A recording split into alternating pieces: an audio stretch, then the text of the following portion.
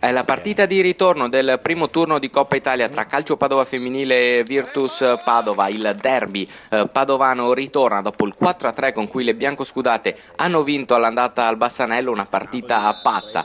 Un risultato che adesso il Padova dovrà difendere, anche se parte subito forte la Virtus. C'è questa uscita di Donà ad anticipare Menini. Il Padova ci mette un po' per scuotersi nel primo tempo, poi ci prova Catuzzo verso la mezz'ora, para così il portiere. L'occasione più grande arriva quasi nel finale del primo tempo con Carli, il nuovo acquisto che però spara sul portiere in uscita, e così al terzo minuto di recupero del primo tempo arriva il gol della Virtus con Giacometti che è brava a beffare l'uscita di Donà con un pallonetto a segnare l'1-0. Con questo risultato sarebbe ancora promosso il Padova, perché ha segnato più gol in trasferta, ma alla Virtus basterebbe soltanto un altro gol per andare a qualificarsi clamorosamente al secondo turno di Coppa Italia. Così il Padova, che non vuole correre rischi, parte subito forte nel secondo tempo con Laura Peruzzo che si libera al tiro con il sinistro, respinge il portiere.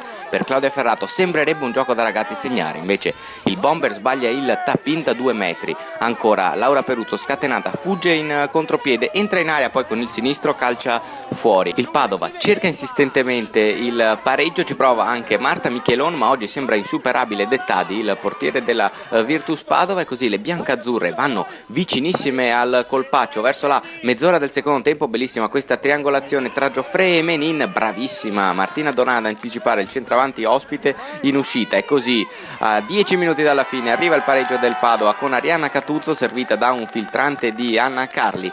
Catuzzo riesce a superare il portiere e a far passare le paure per il Padova, che così si scuote, trova la qualificazione nel finale, trova anche la seconda vittoria con il colpo di testa di Chiara Sarain sul calcio d'angolo di Margherita Giubilato. Il Padova in rimonta trova il 2-1 e si qualifica così al secondo turno di Coppa Italia, dove affronterà il Tavagnacco il 22 febbraio. Spazio quindi adesso al campionato che inizierà il 2 ottobre. In settimana saranno sorteggiati i calendari di un campionato di Serie B che vedrà i nastri di partenza sia il Calcio Padova femminile che la Virtus Padova.